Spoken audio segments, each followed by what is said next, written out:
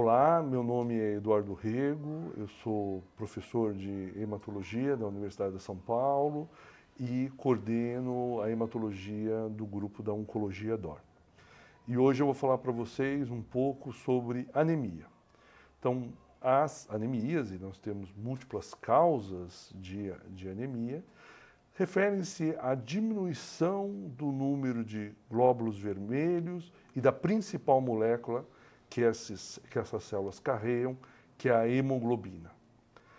As anemias, elas podem ser por uma menor produção desses glóbulos vermelhos e da hemoglobina, por uma maior destruição dessas células, então o organismo forma, mas a meia-vida desses glóbulos vermelhos está diminuída, ou, o que é mais comum, pela perda sanguínea.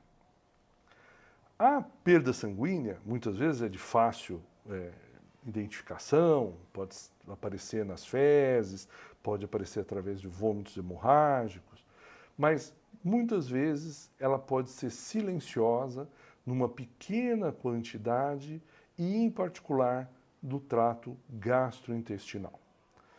Particularmente em pacientes mais velhos, uma preocupação sempre do médico ao investigar a causa de uma anemia são os tumores do trato gastrointestinal, por exemplo, tumor de cólon, que pode ter pequenos sangramentos crônicos, que o indivíduo tem muito pouco sintoma e não percebe muitas vezes esse sangue nas fezes, e é a causa a longo prazo do surgimento de uma anemia. Lembrar que as manifestações mais comuns das anemias são palpitação e dificuldade aos esforços, a palidez, principalmente, e muitas vezes pode haver queixas de sonolência e mesmo em pacientes, por exemplo, que já têm uma doença cardíaca prévia, pode haver a queixa, inclusive, de angina, de dor no peito. Quando um médico detecta, quando aparece a anemia num hemograma, a pergunta principal é quais as características dessa anemia. E o médico vai checar o número de glóbulos vermelhos, se esses glóbulos vermelhos têm tamanho e forma normal, se eles têm alterações das outras células do hemograma, como os leucócitos e as plaquetas, e tudo isso vai ajudá-lo a formar um diagnóstico. As anemias sempre devem ser investigadas. Muitos de nós sempre lembram da infância da preocupação com a alimentação e as anemias. Sim, de fato, particularmente nas crianças pequenas e nos idosos. A carência, por exemplo, de ferro, vitamina B12 e o ácido fólico podem levar à anemia. Mas a causa mais comum que a gente vê é o aumento da perda de sangue através da menstruação, que pode durar ou ter um volume maior do que o normal, e essa perda não é eficazmente reposta pela dieta e a mulher desenvolve, então, uma carência de ferro.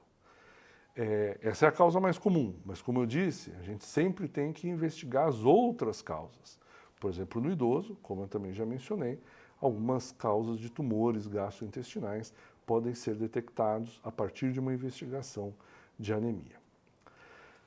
As anemias por maior destruição das hemácias são ditas anemias hemolíticas. E o processamento da hemoglobina, que é liberada quando a hemácia é destruída, muitas vezes leva à formação de bilirrubina, que dá do tom da pele e das mucosas uma coloração amarelada, que também é chamada de icterícia. Então esse é um sintoma, por exemplo, que a gente encontra nas anemias hemolíticas.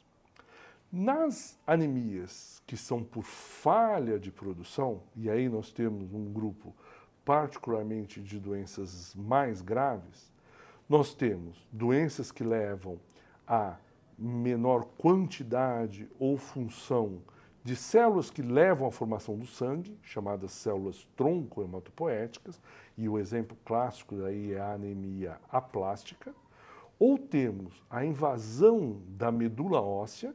A medula óssea é o tecido que fica no interior dos ossos e que é responsável pela formação do sangue. Temos a invasão da medula óssea por uma célula maligna. Essa célula maligna, ela pode ser do próprio sangue, por exemplo, uma leucemia aguda ou um mieloma múltiplo, ou ela pode ser de outro tecido que invade, por exemplo, um carcinoma de pulmão, um carcinoma de mama, um carcinoma de pâncreas. Então, esse grupo de doenças, em particular, muitas vezes vai requerer uma biópsia ou uma análise mais aprofundada para a determinação da causa da anemia. De qualquer forma, fica a mensagem de atenção aos sinais da anemia e de que nenhuma anemia deve passar sem investigação.